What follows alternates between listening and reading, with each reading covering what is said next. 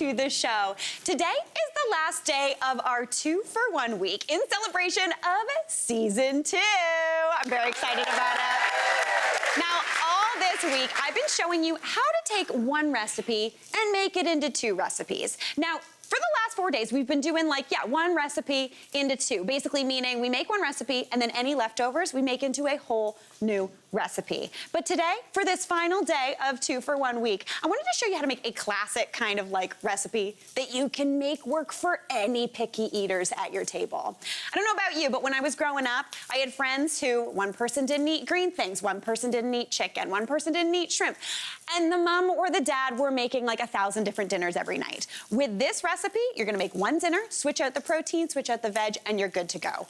We are making my teriyaki bowls. They are super simple. It's really delicious. It's sticky, it's sweet, it's salty. Kind of gives you takeout food vibes, which in my opinion, not a bad thing. So we're gonna get to work on that recipe. So today I'm gonna show you how to do it with chicken thighs. There's a bunch of different options you can use, but chicken thighs are where we're going today. So I've got a pan here over about medium-high heat. This other one is also going, but ignore her. That chicken doesn't exist yet. This audience knows I told them recently that it's called a swap. That's a swap. Yeah. For now, we're gonna work on this chicken here. So I've got 6 chicken thighs here. You can do anywhere from 6 to 8. That's perfect for about 4 people. Now, if you didn't want to use chicken, you could easily do this with tofu. I'd get a block of extra firm tofu and slice it up. You could do this with shrimp. You could do this with salmon. You could do this with steak even. Really, any sort of protein is your vibe. Now, when you buy chicken thighs, and the reason I like them so much, when you buy boneless, skinless, that bone has been removed, so it's almost like they're flattened out for you. So they cook up really, really quickly. So just lay them out nice and flat, and I'm gonna season those up just with a little bit of salt and pepper. Now, if you wanted to give this a bit more of a flavor boost, you could add on other spices as well if you're feeling it. We're keeping it easy breezy tonight because we've done a lot of cooking this week, so we're keeping it, pantry staples. So a little bit of salt and pepper on there. So I'm not gonna lie, a little garlic powder. Wouldn't be amiss. That would be great. Love garlic powder. I'm in my garlic powder era. It's weird, but it's okay.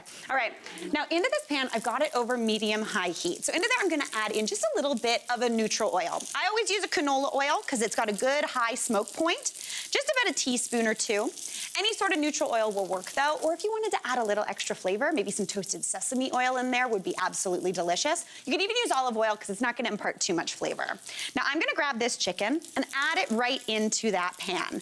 Now, the first thing you wanna hear is a little bit of that sizzle action. That means you're gonna get golden brown color, which leads to that delicious golden brown flavor.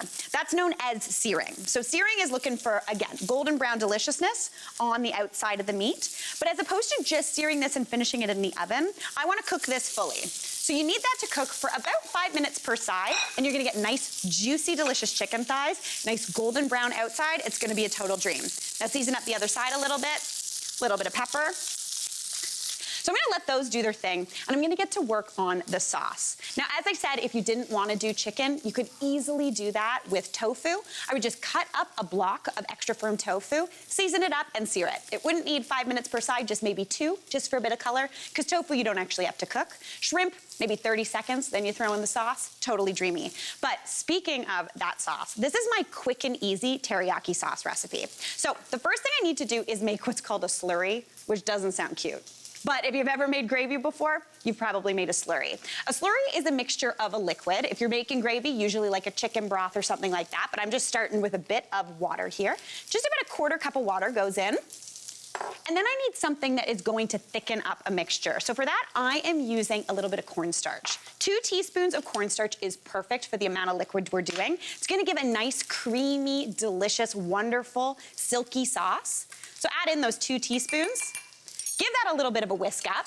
Now, right now, this doesn't look good. It's a slurry. It's not cute, again, but it is gonna thicken up whatever we put it into, giving you that kind of glossy, sticky, tacky texture that we all know and love. All right, so now I'm gonna amp up the flavor going into here. So the first thing I need for the flavor is some soy sauce. Now, we need 1/2 cup of soy sauce. So it's salty. So I'm using low sodium. If you don't have low sodium, you can use regular, but I'd probably pull back on the salt on that chicken a little bit. You do you. If you can't do soy sauce, you could do tamari as well. That would work beautifully. This is the thing that takes the longest in this recipe. It's pouring out 1/2 cup of soy sauce. If you want to be a smarter person than me, you could pop out that little dribbly guy, but you know, you're doing your thing. All right, so add that right on into that slurry. And then I'm gonna add in a little bit of brightness. So that soy sauce is gonna give you like dark, delicious, umami, salty flavor, but I want something bright and a little bit sweet to kind of balance it out. So for the brightness, I am using mirin. Now mirin is typically like it's almost like a Japanese rice wine, sort of similar to sake, but it's a lot sweeter. It's really, really delicious. So I'm gonna add about 3 tablespoons of that, 3 or 4. If you wanted to, you could also sub this out with a little bit of rice wine vinegar. If you have rice wine vinegar, that's perfect. I do about 3 tablespoons of that, and I'd amp up the sweetness that we're gonna add in as well. That looks good to me.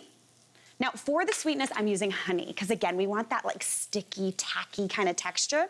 So I'm going in with probably about a tablespoon of honey, because I'm using mirin. If I was using rice wine vinegar, I'd go for 2 tablespoons of honey. So add that right on in. And then we need some freshness, something a little spicy, something a little delicious, something that I keep in the freezer. Can anybody guess what it is? Is it ginger? It is. Yes. Yeah. I was joking with everyone earlier, season 2, but she's still doing the same old trick. All right. I love keeping my ginger in the freezer because it makes it so this little baby lasts forever. It never shrivels up into something that looks like, what is that? What is that in my vegetable bowl? It's perfect, and it's really easy just to mince right on into your sauce. So just grab your rasp or your grater, and you want about 2 teaspoons of that ginger right on into that mix. The deliciousness of fresh ginger gives you a little bit of spice, really, really nice flavor. For me, 2 teaspoons often turns into 2 tablespoons, so really just ginger until your heart's content. Personally, I don't think you could have too much ginger. I always feel like I'm never gonna get a cold when I eat ginger, and that's a good thing. Now I'm also adding in about 2 cloves of garlic. The garlic right now is huge, so I'm going in with 1 clove, but if you have small cloves of garlic, feel free to go in with 2. And again, I'm just rasping that right on into that sauce. This is all gonna cook together on the stove, just kind of taming and pulling back that punchy garlic flavor and that punchy, delicious ginger. It's all gonna cook together and be absolutely delish. So now I'm gonna come over here. We've got that chicken doing its thing. I'm gonna give it a flip. I would cook it a little bit longer on that first side just to get a nice golden brown color. But once you flipped it over, you wanna cook that for another 5 minutes. Once that's done its thing, this is where the swap comes in, everybody. You get a little bit of that action. Golden brown chicken thighs, so, so tasty. Even though there's no skin on there, it's gonna be totally delish. Now I'm just gonna add that sauce right on top, right into the pan with all that delicious chicken. You can hear it starting to bubble up. That cornstarch, that honey, all that deliciousness is gonna cook together. You wanna simmer that for about a minute or 2, just until it's thick and glossy and wonderful. Like, do you see this blippy, bubbly deliciousness happening right now? It smells so good. I feel like I could just hang out here and this is the perfume I want to wear, you know?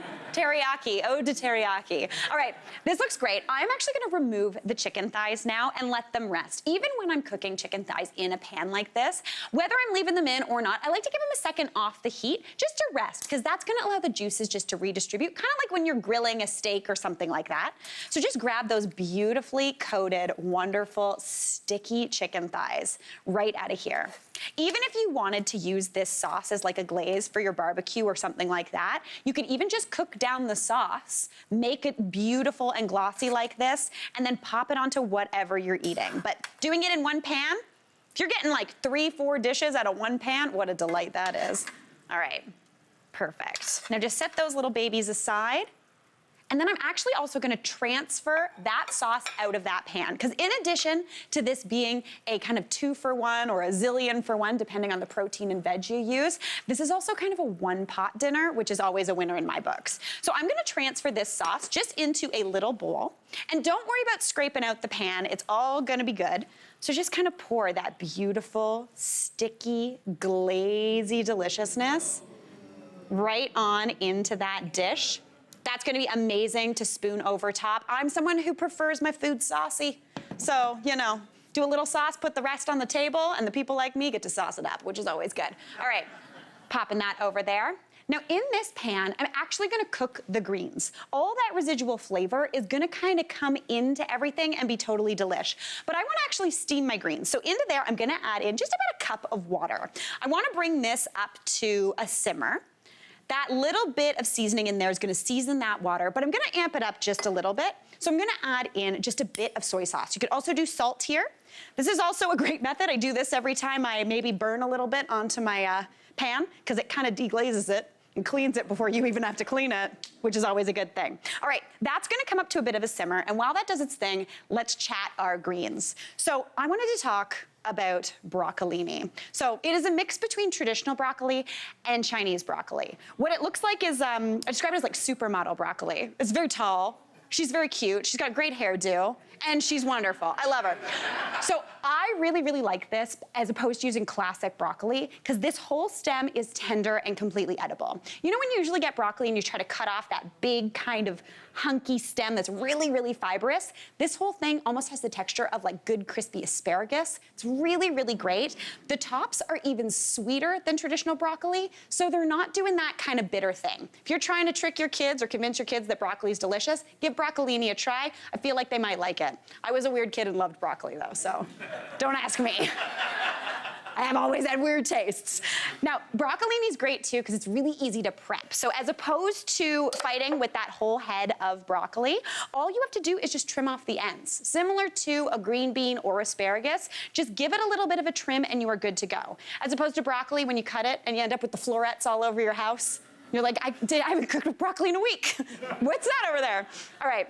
Now I'm gonna add this broccolini right into this pan. This water's come up to a bit of a simmer, and again, there's flavor going on in there, so it's gonna bring flavor into this delicious green stuff. If you didn't wanna use broccolini or anything like that, you could easily throw in a little bit of bok choy. That would be delicious. Any sort of veg you're thinking. Now, I've added this in. That little bit of steam is gonna steam and simmer these up. But to trap that steam, you need a lid. Now, I don't really have a lid for this pan, so my handy dandy trick is a pizza pan or any sort of flat pan. Just pop it right on top, trap in that steam, and that will start steaming and getting absolutely delicious. So while that does its thing, I'm gonna chop up some green onions. This is my thing. When I'm cooking dinner for real, I'm doing 18 things at once, and I feel like most people can relate. All right, so I've got some green onions here because I like that bright, fresh, green oniony deliciousness. Kind of is in the name, green onion. So I'm just gonna thinly slice those up just for a little bit of garnish. I love a garnish that actually does something and gives flavor. One of the reasons I don't like a curly parsley. Don't love a curly parsley, it doesn't do anything. Just tastes like grass on your plate. Get out of here, curly parsley. All right, that's looking beautiful. Now, while that broccolini keeps steaming, I've also made up a little bit of rice. I've just got some jasmine rice here. You could do this on anything. You could do this on noodles, though. You could just serve it as is. I'm gonna bring this right on over here and add this on into my bowl. So anytime I'm making rice, you wanna let it steam, let it do its thing. It's looking beautiful. I'm just gonna serve that right on up into my bowl. And I don't know about you, but in my house, if food comes in a bowl, it somehow tastes better. Yeah, right? I pretend we eat at our dining room table. We don't, we eat on the couch. And bowls are much better for eating on the couch. All right, so add that rice right on in, just a little bed to kind of absorb all of that deliciousness. Now I'm gonna check on that broccolini, see how it's doing. Do we have any? It's getting a little bright green. See that color? It's brighter, it's a little crispy. I like mine just barely cooked because I like that crunch and deliciousness. But we've got that beautiful green color going on. So I'm just gonna bring this on over and add that on into the bowl. All right, perfect. This is how you plate it up. You pop those little broccolinis right on there. They're juicy, that little bit of sauce kind of coming over with them. Just pop those right on the side. Then you're gonna add a little bit of that beautiful chicken. You can slice the chicken up if you want or pop it on whole. It's glazy, it's beautiful. And then, in my personal opinion, the pièce de résistance, a little bit of that amazing teriyaki glaze right over the top. It's beautiful, it goes on the rice, a little bit on that broccolini, maybe some of those beautiful green onions just for a bit of garnish. And you, my friends, have a delightful chicken dish, or what we have right over here, a little bit of tofu. Again, using that delicious extra firm tofu. Can you hardly even tell a difference? They look pretty much the same right here, which is a total dream. Just make sure you put them at the right place on the table or else you're gonna feed a veg some chicken. Okay, I'm gonna give this a taste because I simply cannot stand it. Okay, we're going in. That beautiful tofu is nice and meaty. Gotta get through. I'm a knife and fork girl, Mary. What are you doing? I feel like I'm being like my husband. He hates a knife. All right, going in. Am I going in? Guys, this tofu is giving me a headache. You know what? We're going in with the whole piece. Cheers, can I do it? Let's do it, okay.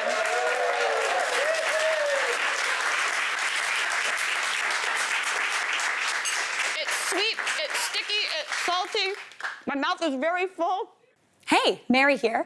What did you think? Drop your comments below and don't forget to like and subscribe for more of the good stuff.